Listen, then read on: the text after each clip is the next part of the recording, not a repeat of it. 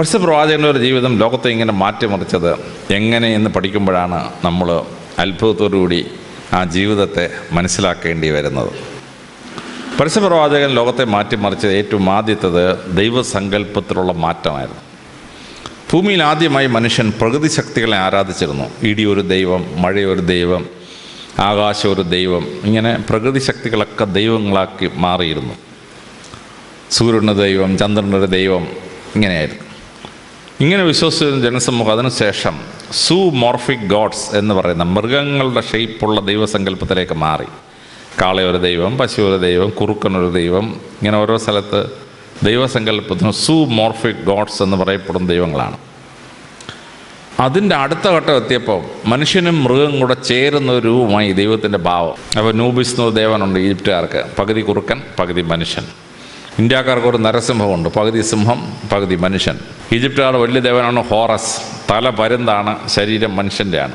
യൂറോപ്പിലെ പ്രസിദ്ധനായ ഒരു ദേവനുണ്ടായിരുന്നു കാസ്റ്റർ, തല മനുഷ്യൻ്റെയാണ്, ഉടൽ കുതിരയുടെയാണ്. നമുക്ക് തന്നെ ഗണപതി സങ്കല്പമുണ്ട്, ആനയും മനുഷ്യനും കൂടെ ചേർന്ന സങ്കല്പം.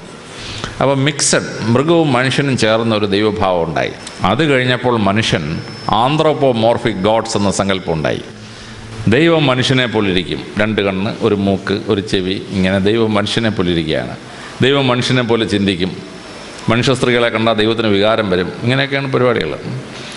അപ്പോൾ ഇതിങ്ങനെ വന്ന സമയത്താണ് മനുഷ്യൻ ദൈവത്തെ പോലെ ഇരിക്കുമെന്നുള്ള, ദൈവങ്ങൾ ഭൂമിയിൽ വന്ന് മനുഷ്യ സ്ത്രീകളുമായി ബന്ധമുണ്ടാക്കി കുട്ടികളെ ജനിപ്പിക്കും, ദൈവത്തിന് ഭാര്യ, മക്കൾ, ഇങ്ങനെയൊക്കെയുള്ള സങ്കല്പമാണ്. അങ്ങനെ ദൈവസങ്കല്പം സ്റ്റക്കായി നിൽക്കുന്ന അവസരത്തിൽ പരിശുദ്ധ പ്രവാചകൻ വന്ന് ദൈവസങ്കല്പത്തെ മാറ്റിമറിച്ചു. Formless God. ദൈവത്തിന് ഫോമില്ല, ദൈവത്തിന് കണ്ണിൽ പക്ഷേ കാണാം, ചെവിയിൽ പക്ഷേ കേൾക്കാം. Formless God.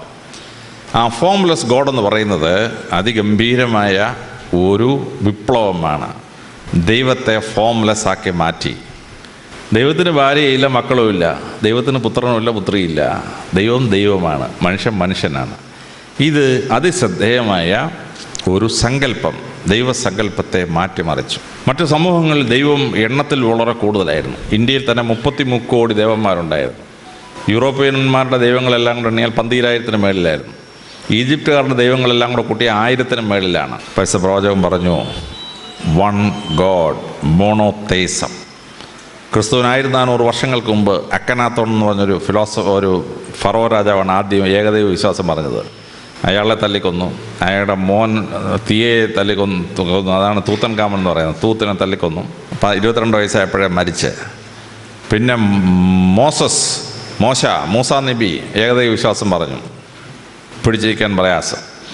പക്ഷെ ലോകചരിത്രത്തിൽ മറ്റുള്ളവരെല്ലാം പരാജയപ്പെട്ടപ്പം ഏകദൈവ വിശ്വാസം, ഭൂമിയിൽ ഒരു ദൈവമേ ഉള്ളൂ, ആ വിശ്വാസത്തിലേക്ക് ലോകത്തെ കൊണ്ടുവന്നത്, ഫോംലെസ് ഗോഡ് എന്ന സങ്കല്പം കൊണ്ടുവന്നത് പരിശുദ്ധ പ്രവാചകൻ്റെ ഈശ്വര സങ്കല്പത്തിലുള്ള അത്യത്ഭുതകരമായ വിപ്ലവമാണ്.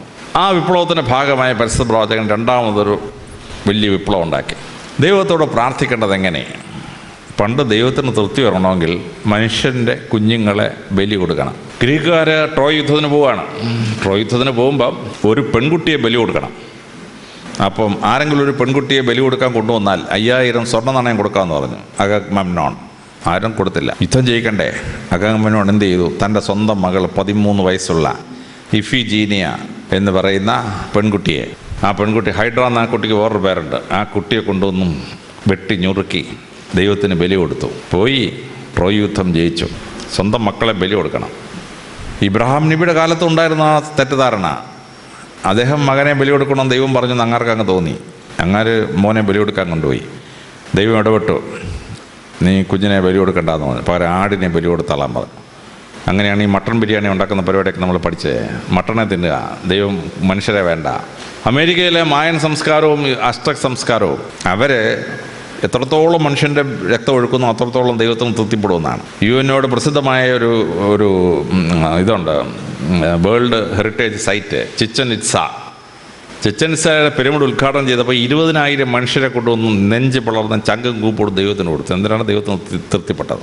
ഇങ്ങനെ മനുഷ്യബലി മൃഗബലിയിലേക്ക് മാറി. യഹൂദന്മാർ പെസഹ ആചരിക്കുമ്പോൾ ജെറുസലേം ദേവാലയത്തിൽ ആടിനെ ബലി കഴിക്കും. Sisters AD 56 കണക്കെടുത്തു. 2,56,000 ആടുകളെയാണ് ബലിയഴിച്ചതെന്നാണ് കണക്കെടുത്തത്. 2,56,000 ആടുകൾ.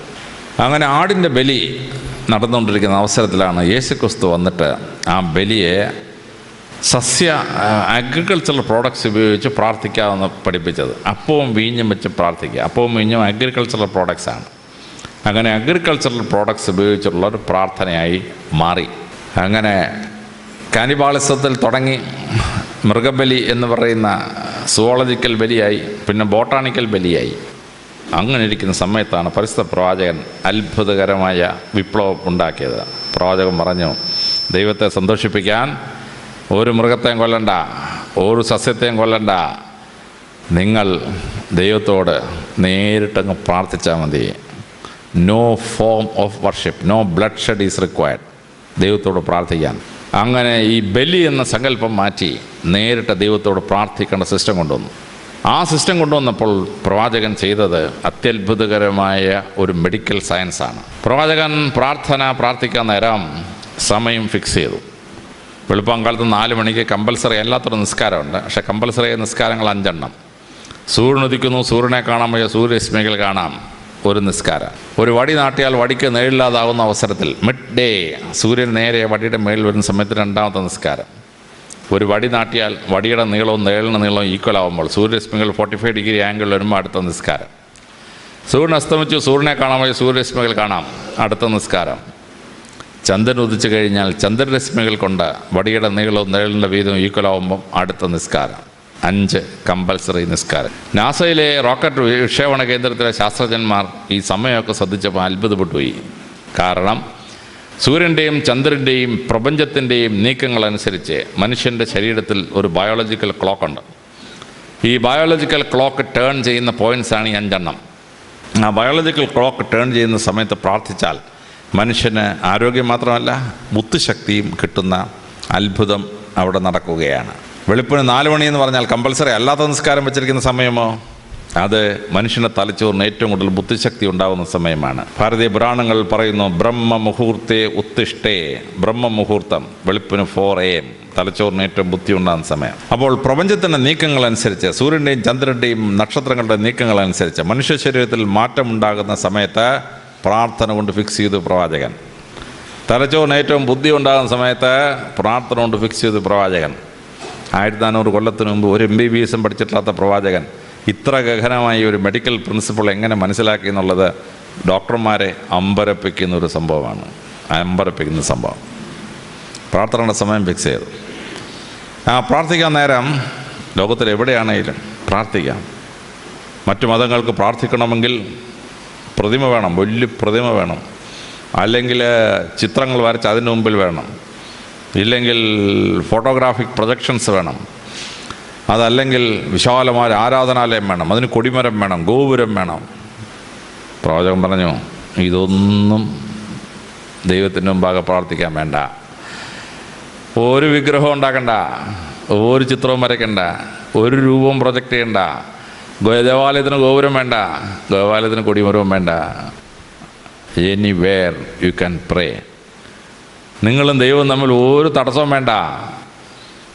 ഞങ്ങളെപ്പോൾ ആളുകൾ ട്രെയിനിൽ യാത്ര ചെയ്യുമ്പോൾ ഞങ്ങൾക്ക് മനസ്സിന് കുളിർമ ഉണ്ടാകുന്ന അനുഭവമുണ്ട്. പെട്ടെന്ന് വാങ്ക് വിളിക്കും. വാങ്ക് വിളിച്ചു കഴിഞ്ഞാൽ ട്രെയിനിൽ യാത്ര ചെയ്യുന്ന മുസ്ലിങ്ങൾ പെട്ടെന്ന് നടുക്കോട്ട് വന്ന് മുട്ടുകുത്തി ഒരു നിസ്കാരം, ചെറിയൊരു തോർത്ത് വിരിച്ച് ഒരൊറ്റ നിസ്കാരം. മറ്റുള്ള മതക്കാർക്ക് പരസ്യമായി പ്രാർത്ഥിക്കാൻ എന്തൊരു നാണക്കേടാണ്. മുസ്ലിങ്ങൾക്ക് പ്രശ്നമില്ല. ഓടുന്ന ട്രെയിനിൽ മുട്ടുകുത്തി നിസ്കരിക്കുന്ന മുസ്ലിമിനെ കാണുമ്പോൾ മനസ്സിൽ വളരെ സന്തോഷം ഉണ്ടാവും. ഈശ്വരനോട് പ്രാർത്ഥിക്കാം. ഒരു തടസ്സവും വേണ്ട, ഒരു മീഡിയവും വേണ്ട, ഒരു പ്രതിമയും വേണ്ട, ഒരു ചിത്രവും വേണ്ട. യു ക്യാൻ പ്രേ. ഇത് പ്രാർത്ഥനയുടെ വലിയ അത്ഭുതമാണ്. പരിശുദ്ധ പ്രവാചകൻ മനുഷ്യൻ്റെ പ്രാർത്ഥന അവൻ്റെ ജീവിത സാഹചര്യവുമായും പ്രപഞ്ചത്തിൻ്റെ സത്യവുമായും കൂട്ടി യോജിപ്പിച്ചു എന്നുള്ളതാണ് അതിഗംഭീരമായ പ്രാർത്ഥന. ആ പ്രാർത്ഥനയുടെ ഭാഗമായിട്ട് പരിശുദ്ധ പ്രവാചകൻ 3ാമതൊരു സിസ്റ്റം ഉണ്ടാക്കി. അതാണ് നോമ്പ് അല്ലെങ്കിൽ ഉപവാസം എന്ന് പറയുന്നു. മറ്റു മതങ്ങൾക്കൊക്കെ ഉപവാസമാണ്. ഉപവാസം എന്ന് പറഞ്ഞാൽ ലെസ്സർ ലൈഫ്, പൂർണ്ണതയില്ലാത്ത ജീവിതം എന്നാണ് ഉപവാസം എന്ന വാക്കിൻ്റെ അർത്ഥം. പ്രവാചകന് ഉപവാസം എന്നുള്ള വാക്കെടുത്തില്ല, പ്രവാചകൻ നോമ്പ് എന്ന വാക്കെടുത്തു. ആ നോമ്പിന് ക്ലാസിക്കൽ അറബിയിൽ രോഗങ്ങളെ സൗഖ്യമാക്കുന്ന കാലം എന്നാണ് അർത്ഥം. എന്നാൽ കൊളോക്കിയൽ അറബിയിൽ വെയിലത്ത് നിന്ന് തണലത്തേക്ക് മാറി നിൽക്കുന്ന അവസ്ഥ എന്നാണ് ആ വാക്കിൻ്റെ അർത്ഥം. അപ്പോൾ ക്ലാസിക്കൽ അറബിയിലാണെങ്കിലും കൊളോക്കിയൽ അറബിയിലാണെങ്കിലും ആ നോമ്പെന്ന വാക്കിന് ഭയങ്കര അർത്ഥമുള്ളൊരു വാക്കാണ്. അപ്പോൾ മറ്റു മതങ്ങൾ പറഞ്ഞു ഇറച്ചി തിന്നരുത്, മീൻ തിന്നരുത് എന്നൊക്കെ പറഞ്ഞു.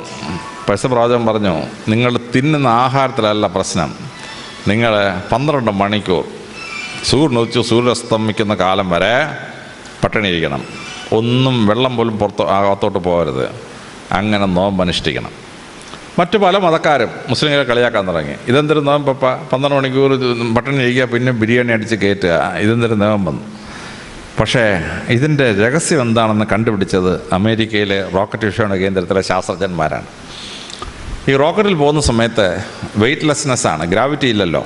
അതുകൊണ്ട് മനുഷ്യൻ ഇങ്ങനെ ഒഴുകി നടക്കും. നമുക്ക് ഇരുന്നൊരു മേശപ്പുറത്ത് നിന്ന് ആഹാരം കഴിക്കാൻ പറ്റില്ല, കാര്യം ആഹാരം ഇങ്ങോട്ട് എടുത്ത ഉടനെ ആഹാരം പറന്നങ്ങ് പോകും. അതുകൊണ്ട് റോക്കറ്റിൽ പോകുന്ന ആളുകൾക്ക് ഈ ആഹാരം ഒരു കുഴലിനകത്ത്, ഇതിനകത്ത് നിറച്ചിട്ട് കുഴലിനകത്ത് കയറ്റി ഞെക്കി ഞെക്കി ഞെക്കി വായിക്കകത്താക്കി ഭക്ഷിക്കണം. അപ്പോൾ ഈ യന്ത്രത്തിനെങ്കിലും എന്തെങ്കിലും കേട് വന്നാൽ ഈ ആൾ പട്ടിണി കിടന്ന് മരിച്ചു പോകും റോക്കറ്റിനകത്ത്. അപ്പോൾ അങ്ങനെ പട്ടിണി കിടക്കേണ്ടി വന്നാൽ എന്ത് സംഭവിക്കും? ഇത് അമേരിക്കയിലെ ശാസ്ത്രജ്ഞന്മാർ ഗവേഷണം നടത്തി. അപ്പോഴാണ് അത്ഭുതകരമായ ഒരു രഹസ്യം കണ്ടെത്തിയത്. 11.5 മണിക്കൂർ ഒരു മനുഷ്യൻ പട്ടിണി ഇരുന്ന് കഴിഞ്ഞാൽ അവൻ്റെ തലച്ചോറ് കുടലിലേക്കൊരു സന്ദേശം അയക്കും. കാരണം ഈ ആൾ പട്ടിണി കിടന്ന് മരിക്കാൻ പോവുകയാണെന്നും തലച്ചോറ് തെറ്റിദ്ധരിച്ച ശേഷം ഒരു മെസ്സേജ് കുടലിലോട്ട് കൊടുക്കും, ഇവൻ ചാവാൻ പോവുകയാണ്, അതുകൊണ്ട് ഇവനെ രക്ഷിക്കണം. അപ്പോൾ കുടലിൻ്റെ ഇന്നർ ലൈനിങ് പെരിട്ടോണിയം എന്ന് പറയും. ആ പെരിട്ടോണിയത്തിനകത്ത് കണ്ണുകൊണ്ട് കാണാൻ പറ്റത്തില്ല, പക്ഷേ മൈക്രോസ്കോപ്പിക് ക്രാക്ക് വീഴും. എന്നിട്ട് അതിനകത്തൂടെ കുടലിനകത്തോട്ടൊരു എൻസൈം ഊർന്നിറങ്ങും.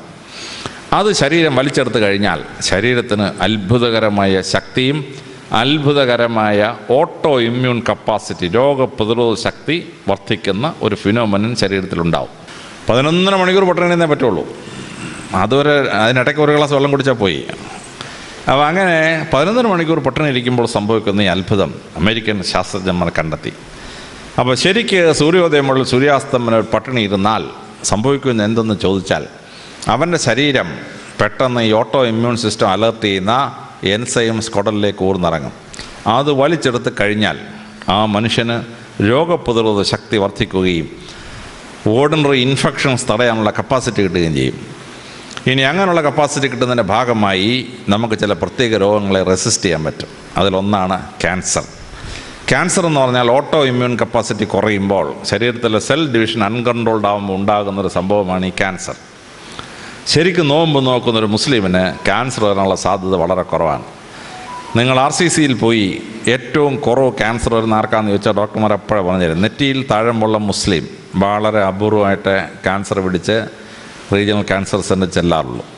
ഹെറിഡിറ്ററി ക്യാൻസർ ഉണ്ട്, തടയാൻ പറ്റത്തില്ല. അപ്പനും വല്യപ്പനും എല്ലാം ഒരേ ക്യാൻസർ വരികയാണെങ്കിൽ, സ്ത്രീകളുടെ പല തലമുറ ബ്രസ്റ്റ് ക്യാൻസർ വന്നുകൊണ്ടിരിക്കുന്ന തലമുറയാണെങ്കിൽ ആ ഹെറിഡിറ്ററി ക്യാൻസർ വരും. അല്ലാതെ ജീവിതചര്യ കൊണ്ടുണ്ടാകുന്ന ക്യാൻസറുകളുണ്ടല്ലോ, ആ ക്യാൻസർ വളരെ അപൂർവമായിട്ട് നെറ്റിയിൽ തഴമ്പുള്ള നോമ്പ് നോക്കുന്ന ഒരു മുസ്ലിമിന് വരികയുള്ളൂ. എയ്ഡ്സ് രോഗം വരാനുള്ള സാധ്യത വളരെ കുറവാണ്. കാരണം അക്വയർഡ് ഇമ്മ്യൂണിറ്റി ഡെഫിഷ്യൻസിയാണ് എയ്ഡ്സ്. ആ ഇമ്മ്യൂണിറ്റി ശക്തിപ്പെടുന്നതുകൊണ്ട്, നോമ്പ് നോക്കുമ്പോൾ ശക്തിപ്പെടുന്നതുകൊണ്ട് സാധാരണ ഒരു എയ്ഡ്സ് പിടിക്കുകയില്ല. എന്ന് പറഞ്ഞ് മോശം പെണ്ണുങ്ങളുടെ കൂടെയൊക്കെ പോയാൽ പിടിക്കുകയോ, അത് വേറെ കാര്യമെങ്കിലും ഈ അല്ലാതുള്ള എയ്ഡ്സ് ഉണ്ട്, ഈ ഇമ്മ്യൂണിറ്റി കുറഞ്ഞുണ്ടാകുന്ന എയ്ഡ്സ്, ആ എയ്ഡ്സ് ഉണ്ടാവില്ല നോമ്പ് നോക്കുന്ന ഒരു മുസ്ലിമിന്. 1400 കൊല്ലത്തിന് മുമ്പ് ഒരു MBBS പഠിക്കാത്തൊരു പ്രവാചകൻ എങ്ങനെ ഇങ്ങനൊരു മെഡിക്കൽ പ്രിൻസിപ്പിൾ കണ്ടുപിടിച്ചു? ഡോക്ടർമാർ അമ്പരന്ന് പോവുകയാണ്, അത്ഭുതകരമാണ്. എൻ്റെ വീട്ടിൽ എൻ്റെ ഭാര്യ കറക്റ്റ് റംസാൻ നോമ്പ് നോക്കും. മുസ്ലിമൊന്നുമല്ല, സത്യ ക്രിസ്ത്യാനിയാണ്. എൻ്റെ അനിയൻ ജേക്കബ് എഞ്ചിനീയറാണ്, നല്ല പോലെ റംസാൻ നോമ്പ് നോക്കും. എൻ്റെ അനുജൻ്റെ ഭാര്യ MD-കാരി ഡോക്ടറാണ്, തിരുവനന്തപുരം സെക്രട്ടറിയിലെ ചീഫ് മെഡിക്കൽ ഡോക്ടറാണ്, പക്ഷേ കറക്റ്റായിട്ട് റംസാൻ നോമ്പ് നോക്കും. അപ്പോൾ എൻ്റെ ഭാര്യയും എൻ്റെ അനിയനും എൻ്റെ സിസ്റ്ററിലൊക്കെ നോമ്പ് നോക്കുന്നത് അതിൻ്റെ മെഡിക്കൽ തത്വം മനസ്സിലാക്കിയതുകൊണ്ടാണ്. മുസ്ലിങ്ങൾ ആഘോഷിക്കുന്ന സമയത്ത് തന്നെ അവരും നോമ്പ് ആചരിക്കാം. എനിക്കിത് ആചരിക്കണമെന്ന് ആഗ്രഹമുണ്ട്, പക്ഷേ 2-3 ദിവസം പിടിച്ചിരിക്കും. 4-ാം ദിവസം ഞാൻ കഴിച്ചു, എന്നെ കൊണ്ട് നിവർത്തിയില്ല. 12 മണിക്കൂർ പട്ടിണി ഇരിക്കാൻ വയ്യ. പക്ഷേ അതിൻ്റെ മെഡിക്കൽ പ്രിൻസിപ്പിൾ വളരെ ശ്രേഷ്ഠമാണ്. ഒരുപാട് ഹിന്ദുക്കളും മുസ്ലിങ്ങളും റംസാൻ നോമ്പ് നോക്കുന്നുണ്ട്. അതിൻ്റെ മെഡിക്കൽ പ്രിൻസിപ്പിൾ മനസ്സിലാക്കിയിട്ട് നടക്കുന്നൊരു സംഭവമാണ്. അപ്പോൾ പ്രാർത്ഥനയുടെ ഭാഗമായി നോമ്പ് ഫിക്സ് ചെയ്തപ്പോൾ പരിശുദ്ധ പ്രവാചകൻ അത്ഭുതകരമായൊരു പ്രിൻസിപ്പിൾ അതിൻ്റെ ഭാഗമായി ചേർത്ത് നമുക്ക് തന്നിരിക്കുകയാണ്. ഈശ്വരവിശ്വാസവും പ്രാർത്ഥനയും വളരെ സിംപിളിസ്റ്റിക്കായി മനുഷ്യനും ദൈവവും തമ്മിലുള്ള ബന്ധമായി വ്യാഖ്യാനിച്ച് വിപ്ലവകരമായ മാറ്റം വരുത്തി പ്രവാചകൻ. നാലാമതായി പ്രവാചകൻ ചെയ്തത് മതപരമായ ആഘോഷങ്ങൾക്ക് കൊടുത്ത രൂപാന്തരമാണ്. ആണ്ടിൽ 2 ഈദ് വരും. ആ ഈദിന് ആഘോഷിക്കാൻ പരിശുദ്ധ പ്രവാചകൻ പറഞ്ഞു, ഒരു മൃഗങ്ങളെ നിങ്ങൾ എഴുന്നള്ളിക്കണ്ട, നിങ്ങളൊരു വെടിക്കെട്ട് നടത്തണ്ട, കരിയും കരിമരുന്നൊന്നും വേണ്ട. മൃഗങ്ങൾ എഴുന്നള്ളിക്കാനാണെങ്കിൽ പരിശുദ്ധ പ്രവാചകൻ ഉത്തരവിട്ടാൽ അറബി ദേശത്തെ ഒട്ടകങ്ങളെല്ലാം വരട്ടെ മാർച്ചിനെന്ന് പറഞ്ഞാൽ 15,000 ഒട്ടകം വന്നതിനായിരുന്നു മാർച്ചിന്. നമ്മൾ ആന എഴുന്നള്ളിക്കാൻ ഒട്ടകത്തെ എഴുന്നള്ളിച്ചൂടെ? പ്രവാചകൻ പറഞ്ഞു, മൃഗങ്ങൾ എഴുന്നള്ളിക്കുകയല്ല മനുഷ്യൻ്റെ ഫെസ്റ്റിവൽ. മനുഷ്യൻ്റെ ഫെസ്റ്റിവലിന് വെടിമരുന്ന് പൊട്ടിക്കുകയല്ല വേണ്ടത്. മനുഷ്യൻ്റെ ഫെസ്റ്റിവലിന് നിങ്ങൾ ഈദ് ആഘോഷിക്കണമെങ്കിൽ മധുരം ഉണ്ടാക്കി ആ മധുരം കൊണ്ടുപോയി അയലോകത്തെ ജനങ്ങളെ കൊടുത്ത് അവരെ തൃപ്തിപ്പെടുത്തി ഒന്ന് സന്തോഷിപ്പിച്ച ശേഷം നിങ്ങൾ വന്ന് നോമ്പാചരിക്കുക, ഈദ് ആഘോഷിക്കുക. ആ ഈദ് ആഘോഷിക്കുന്നതിൻ്റെ ഭാഗമായി മനുഷ്യർ ഈ മധുരം കൊടുക്കാൻ തുടങ്ങി. ഈജിപ്തിലും എത്യോപ്യയിലും ഒക്കെ മനുഷ്യർക്ക് മധുരം എന്നുള്ള വാക്കാണ് ഹലാവ. അവർ ഹലാവ ഉണ്ടാക്കി മനുഷ്യരെ കൊണ്ട് കൊടുത്ത് സന്തോഷിപ്പിച്ച് തിരിച്ചു വരും. ആ ഹലാവ കേരളത്തിൽ വന്ന് നമ്മളതിനെ ഹൽവയാക്കി മാറ്റി അങ്ങനെ ഹൽവ ഉണ്ടാക്കാൻ തുടങ്ങി. ഇപ്പോൾ ലോകത്തിലെ ഏറ്റവും ബെസ്റ്റ് ഹൽവ കോഴിക്കോടൻ ഹൽവയും പൊന്നാനി ഹൽവയാണ്. ഇപ്പോൾ ഈജിപ്തുകാരനോ എത്യോപ്യക്കാരനോ ഹൽവ അതിനുണ്ടെങ്കിൽ നമ്മൾ അങ്ങോട്ട് കൊടുക്കണം ഹൽവ. അതാണ് ഹൽവയ്ക്കുണ്ടായ രൂപാന്തരം. അഫ്ഗാനിസ്ഥാനിലും പാകിസ്ഥാനിലുമൊക്കെ മധുരം എന്ന വാക്ക് അവരുടെ ഭാഷയിൽ അത് ജിലേബ് എന്നാണ് വാക്ക്. അവർ ജിലേബ് ഉണ്ടാക്കി കൊടുക്കാൻ തുടങ്ങി. ആ ജിലേബ് ഇന്ത്യയിൽ വന്നപ്പോൾ ജിലേബി എന്നായി. മധുരം കൊടുത്തിട്ട് ദൈവത്തെ ഉത്സവം ആഘോഷിച്ചാണ്. തുർക്കികൾ പറഞ്ഞു, മധുരം മാത്രം കൊടുത്തിട്ട് എന്ത് കാര്യം, വയറ് നിറയണ്ടേ? തുർക്കികൾ ഈദ് ആഘോഷിക്കാൻ വേണ്ടി ആട്ടിറച്ചിയും ചോറും കൂടെ ചേർത്തൊരു സാധനം ഉണ്ടാക്കി. അതിനെ അവർ വിളിച്ച പേരാണ് ഈദ് അൽ ബിരിയാം. തുർക്കി ഭാഷയിൽ ബിരിയാം എന്ന് പറഞ്ഞാൽ സന്തോഷം, ഈദിൻ്റെ സന്തോഷം, ഈദ് അൽ ബിരിയാം. അങ്ങനെ ഈദ് അൽ ബിരിയാം ബോംബെയിലെത്തിയപ്പോൾ ഇത് ബിരിയാമിയായി. കേരളത്തിൽ വന്നപ്പോൾ നമുക്ക് ഇഷ്ടമുള്ള സാധനം ആണി അതിൻ്റെ കൂടെ ചേർത്ത് അങ്ങനെ ബിരിയാണി എന്നാക്കി മാറ്റിക്കളഞ്ഞു. നല്ലൊരു വാക്കിനെ, സന്തോഷം എന്നുള്ള വാക്കിനകത്ത് ആണി ചേർക്കാൻ മലയാളിക്കുള്ളത് വേറെ ആർക്കുണ്ടെങ്കിലും പറ്റുക. അങ്ങനെ തുർക്കികൾ ഈദ് ആഘോഷിക്കാൻ വേണ്ടി ആട്ടിറച്ചിയും ചോറും ഉപയോഗിച്ചിട്ടാണ് ഈ ബിരിയാണി ഉണ്ടാക്കിയത്. മലയാളികൾ എന്ത് ചെയ്തു, എക്സ്പെരിമെൻ്റ് ചെയ്യാൻ തുടങ്ങി.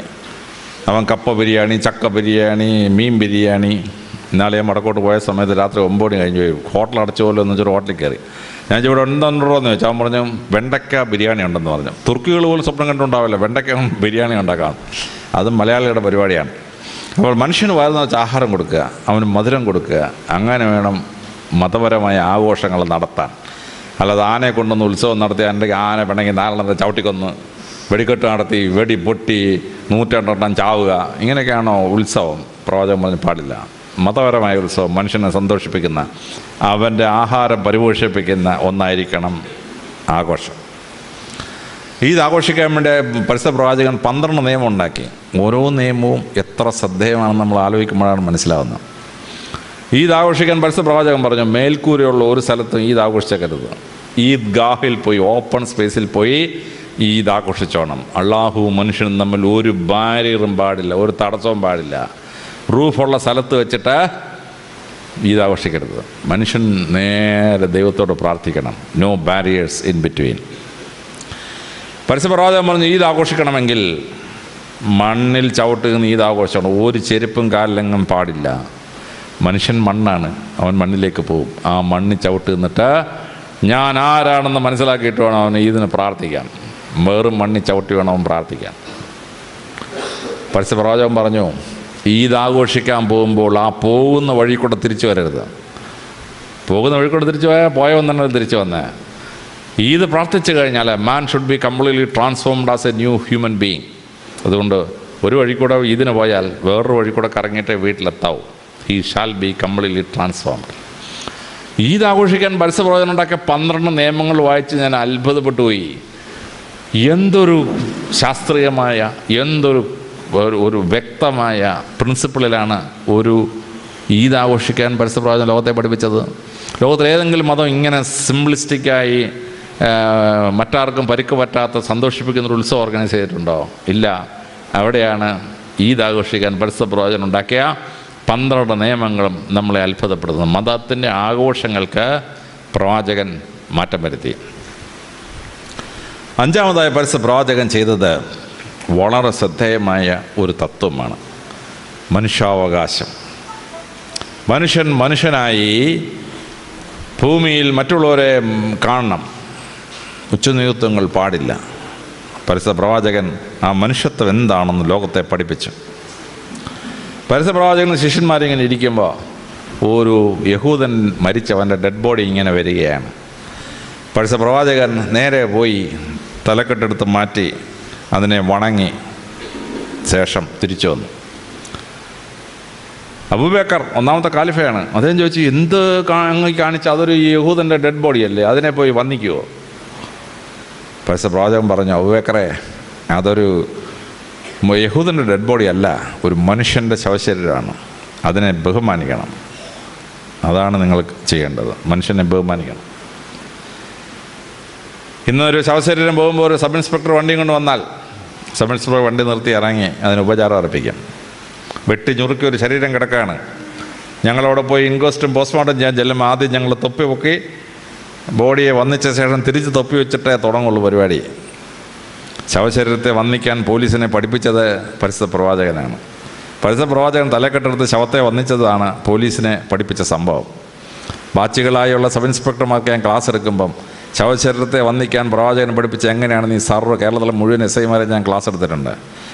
ശവശരീരത്തെ വന്ദിക്കണം. മരിച്ചു കഴിഞ്ഞാൽ പോലും മനുഷ്യാവകാശങ്ങൾ അവർക്ക് ഉറപ്പുള്ളതാണ്.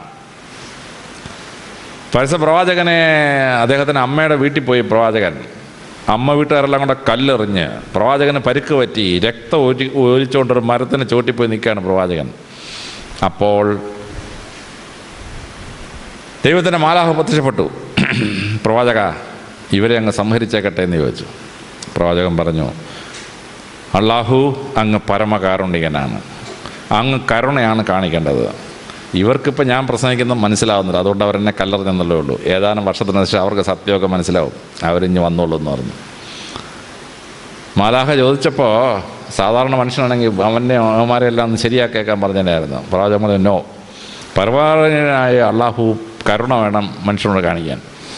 അവർ കുറച്ച് കഴിയുമ്പോൾ സത്യം മനസ്സിലാകുമ്പോൾ തിരിച്ചു വന്നോളും, മനുഷ്യത്വപരമായി അവരോട് ഡീൽ ചെയ്യാൻ പറഞ്ഞു. പരിശുദ്ധ പ്രവാചകൻ സ്വർഗാരോഹണം ചെയ്യുന്നതിന് മുമ്പ് ചെയ്തൊരു പ്രസംഗമുണ്ട്. ആരെങ്കിലും വായിച്ചിട്ടില്ലെങ്കിൽ അത് വായിക്കണം. മനുഷ്യത്വത്തിൻ്റെ പരമകാരുണ്യ ഭാവമാണ്.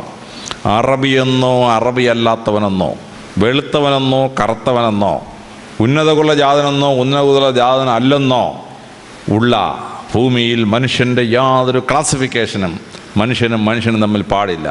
എല്ലാവരും തുല്യരാണ്. ലോകത്തിൽ ആദ്യമായി മനുഷ്യർ തുല്യരാണെന്ന വലിയ തത്വം ഫ്രഞ്ച് വിപ്ലവം ഉണ്ടാവുന്നതിന് ഒരു 1200 വർഷത്തിന് മുമ്പ് പ്രവാചകൻ്റെ ഫെയർവെൽ സ്പീച്ചാണ്. സ്വർഗാരോഹണം ചെയ്യാൻ പാടില്ല, അതിന് മുമ്പ് ലാസ്റ്റ് പ്രവാചകൻ്റെ പ്രസംഗമാണ്. ഒരു തരത്തിലുള്ള ഉച്ചനീചത്വങ്ങളും മനുഷ്യർ തമ്മിൽ പാടില്ല. നിങ്ങൾ ഏകോദര സഹോദരങ്ങളെ പോലെ ഈ ഭൂമിയിൽ ജീവിക്കണം. അത് പറഞ്ഞിട്ടാണ് പ്രവാചകൻ സ്വർഗാരോഹണം ചെയ്തത്.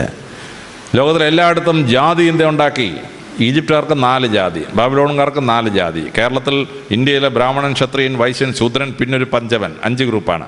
ചൈനക്കാർക്ക് 4 ജാതി.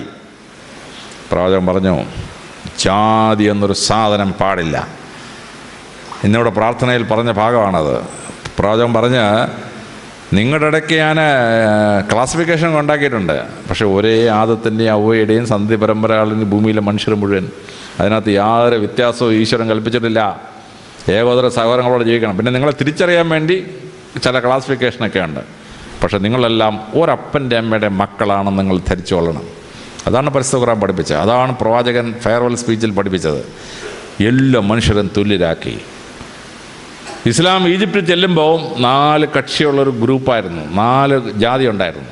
ഇസ്ലാം ഈജിപ്തിലെ ജാതികളെ തുടച്ചു നീക്കി. ഇന്ന് ഈജിപ്തിലെ ഫറോ രാജാവിൻ്റെ സന്ധി പരമ്പരപ്പെട്ട ആരാണ്, അവിടുത്തെ അടിമയുടെ സന്ധി പരമ്പപ്പെട്ട ആരാണെന്ന് ഈജിപ്തിൽ കണ്ടുപിടിക്കാൻ പറ്റുമോ? കണ്ടുപിടിക്കാൻ പറ്റില്ല. ബാബിലോണിൽ 4 ജാതി ഉണ്ടായിരുന്നു. ബാബിലോണിലെ 4 ജാതികളും തുടച്ചു നീക്കി, എല്ലാവരും തുല്യരാക്കി. ഇന്ത്യയിൽ 4 വർണ്ണങ്ങളും 800 ജാതികളും 8000 ഉപജാതിയുമുള്ള ഒരു സമൂഹമായിരുന്നു ഇന്ത്യ. ഇന്ത്യയിൽ ഇസ്ലാം വന്നു. ഇസ്ലാം മതം എന്തുണ്ടായി? ജാതി ചിന്ത തുടച്ചു നീക്കി. ഇന്ന് ഒരു മുസ്ലിം ബ്രാഹ്മണൻ പണ്ട് വേദം ചേർന്നവനാണോ, ശൂദ്രൻ വേണ്ടത് ചേർന്നവനാണോ, SC ST വേദം ചേർന്നവൻ കണ്ടുപിടിക്കാൻ പറ്റുമോ? കണ്ടുപിടിക്കാൻ പറ്റില്ല. കാരണം ജാതിയില്ല. ഒരിക്കൽ ഇസ്ലാം മതം സ്വീകരിച്ചു കഴിഞ്ഞാൽ എല്ലാവരും തുല്യരാണ്. മഹാനായ ഹറൂൺ അൽ റഷീദ് ഉമായത് കാലിഫേറ്റിൻ്റെ, അബ്ബാസിഡ് കാലിഫേറ്റിൻ്റെ വലിയ റൂളറാണ്. AD 780 മുതൽ 808 വരെ ഭരിച്ചിരുന്ന ആൾ. അദ്ദേഹം പള്ളിയിൽ പ്രാർത്ഥിക്കാൻ ചെന്ന് അങ്ങോട്ട് മുട്ട് കുത്തുകയും അവിടെ നിന്ന് ആൾ ചാടിയും എഴുന്നേറ്റ്. കാരണം അവിടെ തൊട്ടടുത്ത് മുട്ട് കുത്തിയിരുന്ന ആൾ ബാർബറായിരുന്നു, അദ്ദേഹത്തിൻ്റെ ഷേവ് ചെയ്യുന്ന ബാർബറാണ്. ചാടി എഴുന്നേറ്റ് ഹറൂൺ അൽ റഷീദ് ചോദിച്ചു, നീ എന്താണ് ചാടി എഴുന്നേക്കുന്നത്? അയ്യോ, ചക്രവർത്തിയുടെ കൂടെ ഞാൻ മുട്ടുകുത്താനോ? ഹറൂൺ അൽ റഷീദ് ചോദിച്ചു, എന്തോ ചക്രവർത്തിയുടെ? അല്ലാഹുവിൻ്റെ മുമ്പിൽ നീ ഞാനും ഒന്നാ. ഞാനിപ്പോൾ എനിക്കൊരു ജോലി ചക്രവർത്തിയായിട്ട് ദൈവം തന്നിരിക്കുന്നു, നീ ബാർബർ. അതുകൊണ്ടെന്താണ്? തൊഴിലനുസരിച്ച് മനുഷ്യനെ വേർതിരിക്കാനോ? പാടില്ല. നമ്മളെല്ലാവരും തുല്യരാണ്. ഹറൂൺ അൽ റഷീദും ബാർബറും തൊട്ടപ്പുറത്തും ഇപ്പുറത്തും മുട്ടുകുത്തിയിരുന്ന് പ്രാർത്ഥിച്ച് ഇസ്ലാം പള്ളിയിൽ. കാര്യം അള്ളാഹുവിന് മുമ്പിൽ എന്തോ ചക്രവർത്തി, എന്തൊരു ബാർബർ. ക്രിസ്തുമതം ഇവിടെ വന്നു. ക്രിസ്തുമതത്തിൽ ഓരോരുത്തരും കുടുംബവും പറയും, ഞങ്ങൾ ബ്രാഹ്മണൻ വേദം, ഞങ്ങൾ നായർ വേദം ചേർന്നാണ്, ഇവൻ പുലയ ക്രിസ്ത്യാനിയാണ്, മറ്റവൻ മൂക്രിയാണ്, ബാക്രിയാണെന്നൊക്കെ പറയും. ഇസ്ലാമി പാക്രിയില്ല, പൂക്രിയില്ല.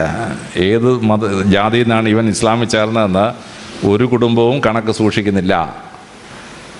ചൈനയിലെ ഉഗ്യൂർ പ്രോവിൻസിൽ ഇസ്ലാം പിടിച്ചെടുത്തു. ഉഗ്യൂർ പ്രോവിൻസിൽ പണ്ടത്തെ മംഗോളിയൻ ആരാണ്, പണ്ടത്തെ മാഞ്ചു ആരാണ്, പണ്ടത്തെ ചിങ് ഡൈനാസ്റ്റിപ്പെട്ടവൻ ആരാണെന്ന് ഒന്നും അറിഞ്ഞൂടാ. ഈക്വലൈസ്ഡ്. ജാതി വ്യവസ്ഥ ഇല്ലാതാക്കി, മനുഷ്യർ തമ്മിലുള്ള വേർതിർത്തി ഇല്ലാതാക്കി ഇസ്ലാം ഏതൊക്കെ രാജ്യത്തിൽ പോയിട്ടുണ്ടോ അവിടെ ഒരു ജാതിയില്ല. Everybody is equal. ഇതാണ് ഇസ്ലാമിൻ്റെ അത്ഭുതം. പരിശുദ്ധ പ്രവാചകൻ്റെ ഒരു അത്ഭുതമാണ്. മനുഷ്യാവകാശങ്ങൾ പരിപാലിച്ചു. ഇനി മനുഷ്യാവകാശങ്ങൾ പരിപാലിച്ചതുപോലെ തന്നെ താഴ്ന്ന ജീവികളുടെ മനുഷ്യാവകാശം വരെ അദ്ദേഹം സംരക്ഷിച്ചു കൊടുത്തു.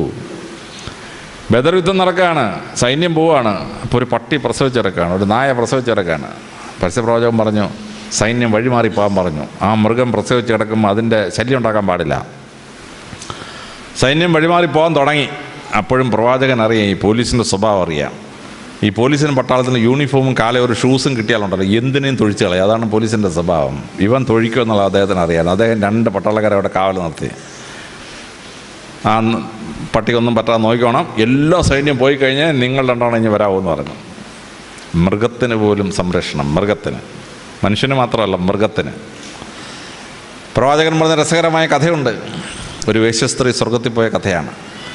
ഒരു പ്രോസ്റ്റിറ്റ്യൂട്ട് ഇങ്ങനെ നടന്നു വരുമ്പോൾ ഒരു പട്ടി ഒരു കിണറിൻ്റെ ചുറ്റും കിടന്ന് ഓടുന്നു. കുറച്ച് കഴിഞ്ഞ് ദാഹിച്ച് വെള്ളം കിട്ടാതെ അതിങ്ങനെ തളർന്നങ്ങ് വീണ്. അപ്പം അതുവഴി ഒരു പ്രോസ്റ്റിറ്റ്യൂട്ട് വന്നു.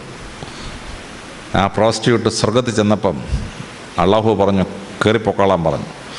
മലക്ക് പറഞ്ഞു, അള്ളാഹു ഈ സ്ത്രീ ഭൂമിയിലൊരു പാപിനിയായ സ്ത്രീയാണെന്ന് അങ്ങേക്ക് അറിഞ്ഞൂടെ, അങ്ങനെയാണ് ഈ സ്ത്രീ കയറിപ്പോകാൻ പറഞ്ഞത്. അള്ളാഹു പറഞ്ഞു, വിവരം അറിയാതെ മലക്കെ സംസാരിക്കരുത്, ഞാൻ നിന്നോട് കഥ പറഞ്ഞു തരാമെന്ന് പറഞ്ഞു. കിണറിൻ്റെ തീരത്ത് പട്ടി കുഴഞ്ഞു വീണപ്പോൾ ആ സ്ത്രീ എന്ത് ചെയ്യുന്നറിയാമോ? ആ സ്ത്രീ തൻ്റെ വസ്ത്രത്തിന് കുറേ ഭാഗം വലിച്ച് കീറി ഒരു കയർ പോലെ ഉണ്ടാക്കി ഷൂസ് കെട്ടി വെള്ളത്തിലേക്ക് ഇറങ്ങി. ഒരു ഷൂസ് വെള്ളം പട്ടിയുടെ വായിൽ ഒഴിച്ചു കൊടുത്തു. പട്ടി കുറച്ച് ജീവനൊക്കെ വീണ് നിന്ന്. 2ാമതൊരു ഷൂ ഒഴിച്ചു കൊടുത്തു. 3ാമതൊരു ഷൂ ഒഴിച്ചു കൊടുത്തു. 3 ഷൂസ് നിറച്ച് വെള്ളം കിട്ടിയപ്പം പട്ടി എഴുന്നേറ്റ് വാലാട്ടിയിട്ട് പോയി. പട്ടി ആയതുകൊണ്ട് വാലാട്ടി. മനുഷ്യനാണെങ്കിൽ 2 കുരയും കൂടെ കൊളുത്തന്നെയായിരുന്നു മനുഷ്യൻ്റെ സ്വഭാവത്തിന്. അപ്പോൾ ഇത് പറ്റി 3 തവണ വെള്ളത്തിൻ്റെ പിന്നെ ഷൂസും കേടായിപ്പോയി. പിന്നെ ആ സൂക്ഷിച്ചിട്ട് നടക്കാൻ പറ്റുമോ? ഒരു ഷൂസ് പോയാൽ പിന്നെ മറ്റൊരു ഷൂസ് കൊണ്ട് കാര്യമുണ്ടോ? തിളച്ച മണലിലൂടെ ആ സ്ത്രീ നടന്നുപോയി. കാലിനടിവശം പൊള്ളി. ഷൂസ് വാങ്ങിക്കണ്ടേ? അന്ന് രാത്രി വീണ്ടും വ്യഭിചരിച്ചു. ആ പൈസ കൊണ്ട് അവൾ ഷൂസ് വാങ്ങിച്ച്. അങ്ങനെ ഒരു പട്ടിയുടെ ജീവൻ രക്ഷിച്ചതിന് ഈ സ്ത്രീ സ്വർഗം അർഹിക്കുന്നു. മൃഗങ്ങളോട് ദയ കാണിക്കുക, മനുഷ്യനോട് ദയ കാണിക്കുക. ഇത് ഇസ്ലാമിൻ്റെ വലിയ തത്വങ്ങളാണ്. മനുഷ്യാവകാശം എന്ന് പറയുന്ന വലിയ അവകാശങ്ങൾ ഇസ്ലാം സ്ഥാപിച്ചു കൊടുത്തു എന്നുള്ളതാണ്. 6ാമതായി പരിശുദ്ധ പ്രവാചകൻ ലോകത്തെ പഠിപ്പിച്ച വലിയൊരു പാഠമാണ്. അത് സെക്കുലറിസം എന്ന് പറഞ്ഞ പാഠമാണ്. മതചിന്തകൾക്ക് അതീതമായി സംസാരിക്കണം. മതചിന്തകൾക്ക് അതീതമായി